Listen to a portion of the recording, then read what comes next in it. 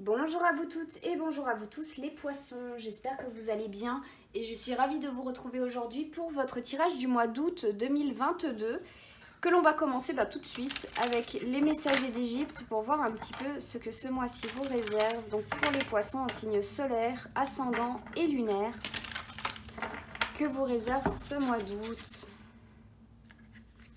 Hop, et on est avec Horus aussi, donc c'est la même carte qui est tombée avant pour les Sagittaires. Donc si vous êtes concerné aussi par les Sagittaires, que vous l'avez en signe solaire, ascendant ou lunaire, n'hésitez pas à aller voir aussi cette vidéo.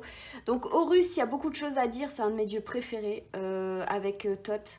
Parce que il représente le guerrier, vraiment le petit enfant qui a su se renforcer, grandir, avancer, avoir ses propres convictions, s'affirmer, résister à chaque fois. Donc n'hésitez pas à aller voir l'histoire d'Horus plus en profondeur, mais pour résumer, ça fait partie de plusieurs histoires en fait par rapport à Osiris, Isis et Seth. En gros, Osiris et Isis, c'est les parents d'Horus, mais avant qu'Horus naisse, en fait, Seth, le frère d'Osiris, a tué Osiris, l'a démembré et a réparti tous ses membres dans toute l'Égypte. Mais l'amour d'Isis pour son mari était si fort qu'en fait, elle a traversé l'Égypte de haut en bas, dans toutes les directions, pour pouvoir remembrer son mari. C'est de là, en fait, qu'est né Horus, pour résumer vraiment en gros. Et Horus, en fait, en grandissant, il était assez chétif quand il était petit. Il est tombé souvent malade, il avait plein de choses. À chaque fois, en fait, il a vaincu la maladie, il s'est renforcé de plus en plus. Et en grandissant, il a décidé de rendre justice, en fait, à ses parents, à tout ça. Et que Seth en fait soit jugé pour les actes qu'il avait commis et il est arrivé à ses fins en fait, il a prouvé sa valeur, il s'est renforcé, il a vraiment jamais abandonné en fait. Donc là c'est vraiment l'acte guerrier, c'est vraiment aller jusqu'au bout des choses, c'est ne pas abandonner, c'est prouver sa valeur, avoir de confiance en soi en fait, avoir conscience que on peut réussir si on fait les efforts pour. On va aller voir plus en détail avec mon oracle, donc le Tsuge, pour voir qu'est-ce qu'on peut dire. Qu'est-ce qu'on peut nous dire pour vous, les poissons, pour ce mois d'août?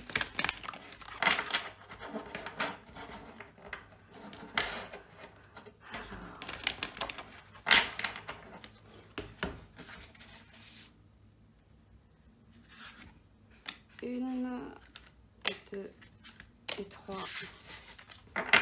Donc au dos, nous avons la carte de l'amour, des amoureux, du haï.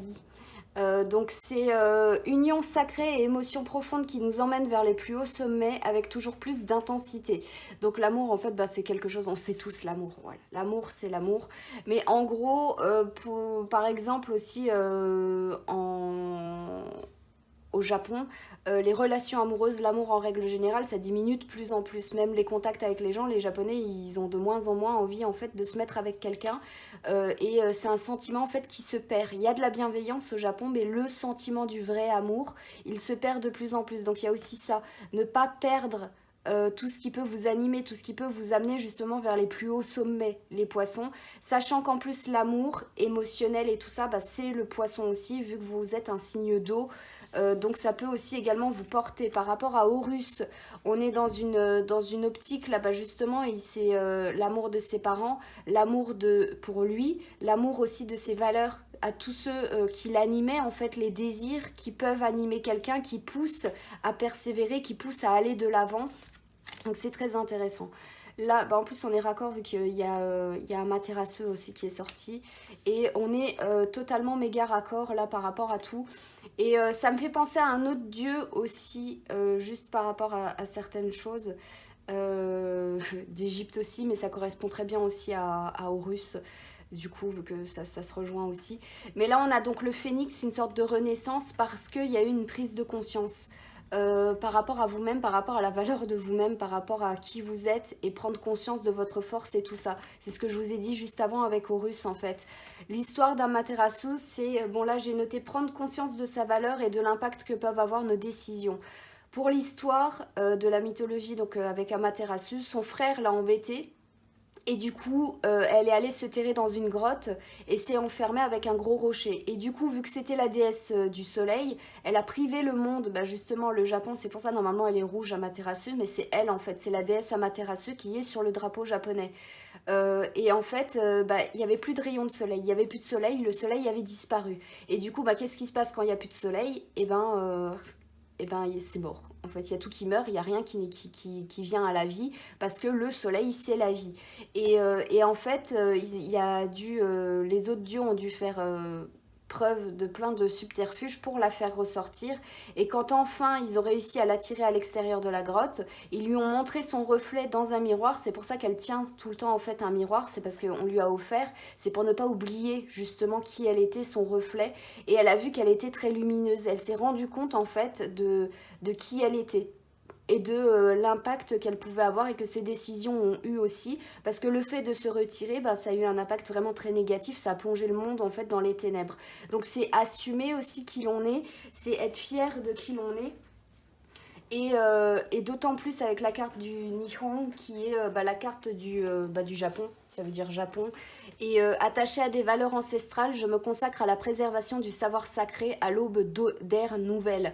C'est parce que le Japon, c'est un pays qui est très attaché et très fermé vis-à-vis de plein de choses extérieures. Le Japon fait des choses, les entreprises japonaises font des choses pour les Japonais, pas pour les Occidentaux, pas pour les étrangers. Ils en ont rien à foutre, hein. Même tous les sondages et tout qu'ils font en interne, c'est que par rapport au Japon. Et c'est pour ça qu'en ce moment, ils sont en plein déclin, parce que ils sont pas ouverts à l'extérieur, ils sont attachés à leurs valeurs à eux, au Japon, made in Japan, quoi. C'est vraiment, c'est eux.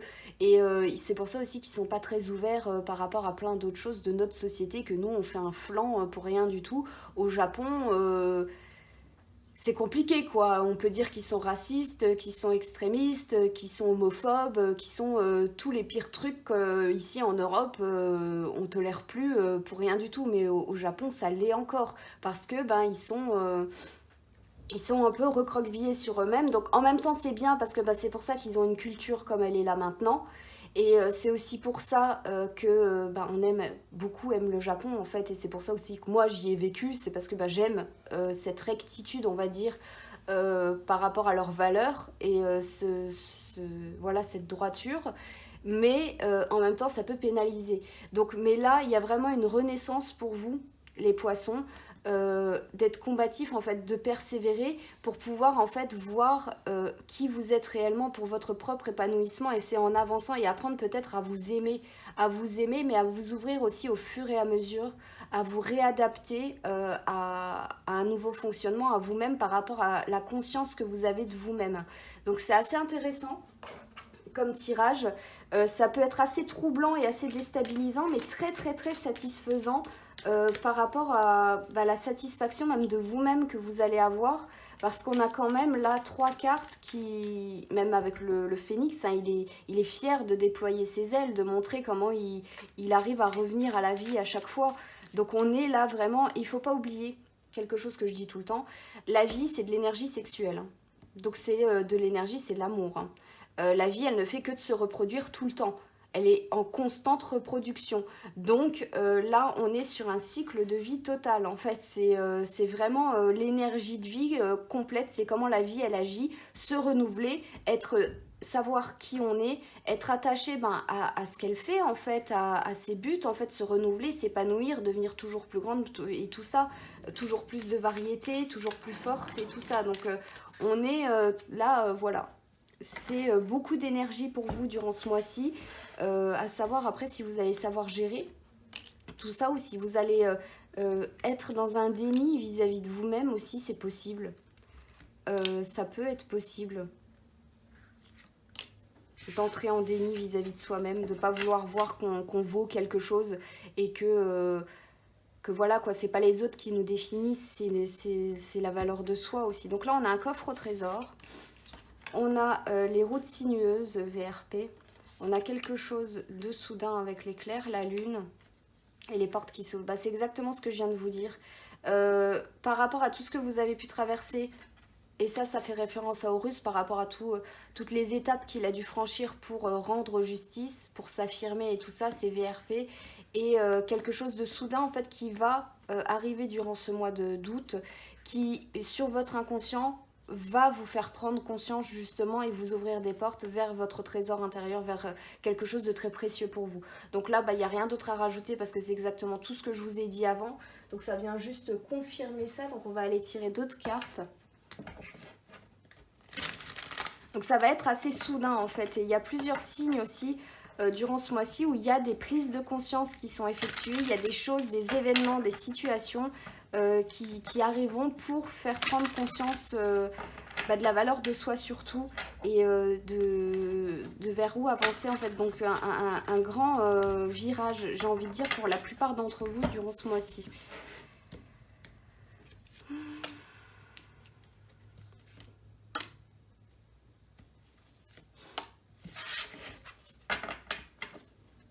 Alors avec le Inner Star, on est sur miracle de la vie, ressources intérieures et leçons en cours. La leçon en cours, c'est normal, c'est parce que c'est comme si vous étiez, vous alliez commencer, après vous alliez commencer en fait à faire quelque chose, après vous allez vous terrer dans votre grotte et après vous allez prendre conscience en fait de certaines choses. Donc la leçon en cours, c'est logique. Les ressources intérieures, c'est tout ce que par rapport, je vous ai dit à Horus, c'est par rapport au Phénix. En fait, c'est les ressources intérieures qui vous permettent d'aller toujours plus loin et de vous renouveler. Donc de ne pas abandonner, de persévérer et tout ça. Et le miracle de la vie, c'est tout ce que je vous ai dit en fait sur la vie, avant les cycles de la vie, l'énergie de la vie, comment ça fonctionnait et tout ça. Donc on est toujours raccord. Hein. On est toujours raccord, j'ai envie de dire. Donc on va tirer le dernier message pour vous les poissons.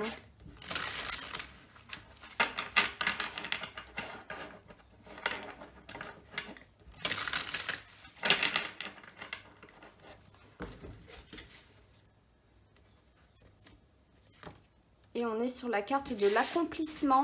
Ça paraît logique. Ça paraît logique avec tout ce que je vous ai dit sur la valeur de soi avec Amaterasu. Avec, voilà, c'est les portes qui s'ouvrent parce qu'il y a une prise de conscience qui va être assez soudaine par rapport à tous les détours aussi que vous avez pu prendre par le passé. Et tout ça, même par rapport à Horus. Donc là, c'est totalement raccord. La 63. Et ça vous dit... Profitez de la douceur de l'instant présent, car c'est le point culminant d'un long voyage. Les expériences suprêmes sont comme des lumières brillantes qui apparaissent dans le vaste panorama de nos vies. Pour elles, nous faisons des efforts et nous nous entraînons, nous y aspirons, nous projetons sur elles nos idéaux, nos espoirs et nos rêves. Quand nous atteignons enfin un point culminant, un paysage différent, riche de possibilités, nouvelles s'ouvrent devant nous. Il serait naïf de croire qu'en parvenant à un but, il devient alors possible de lever le pied et de nous détendre, ou qu'à partir de maintenant, la vie restera à jamais parfaite. La réalité est qu'en fait, une fois le sommet atteint, nous devons à coup sûr entamer une descente, d'une manière ou d'une autre. Sans la vallée, il ne pourrait y avoir de sommet. La vie serait monotone et prévisible. Les cycles de la vie, c'est tout ce que je vous ai dit avant, il y a beaucoup d'énergie de vie ici. Se renouveler à chaque fois en fait, c'est avoir des objectifs à chaque fois, monter et descendre en fait, mais c'est avoir la conscience en fait que si vous avez atteint un sommet une fois, il faut pas avoir peur de redescendre parce que vous serez capable de l'atteindre 10 fois, 100 fois, 1000 fois en fait. Si vous arrivez à faire quelque chose une fois, vous êtes capable de le refaire autant de fois que vous voudrez. Les capacités, elles sont en vous, le coffre au trésor en fait, les valeurs qui sont en vous, c'est intrinsèque en fait, ça fait partie de vous. Donc c'est voilà, c'est logique, c'est par rapport à tout ce que je vous ai dit avant. Donc j'espère en tout cas les poissons que ce tirage vous aura plu. N'hésitez pas à le signifier via les pouces ou les commentaires sous la vidéo. Moi je vous souhaite tout plein de bonnes choses parce qu'honnêtement ça paraît être un mois qui va être riche pour vous et très satisfaisant et qui va vous permettre d'avoir confiance en vous. Donc j'espère réellement que tout ça vous arrivera et puis je vous dis à très bientôt.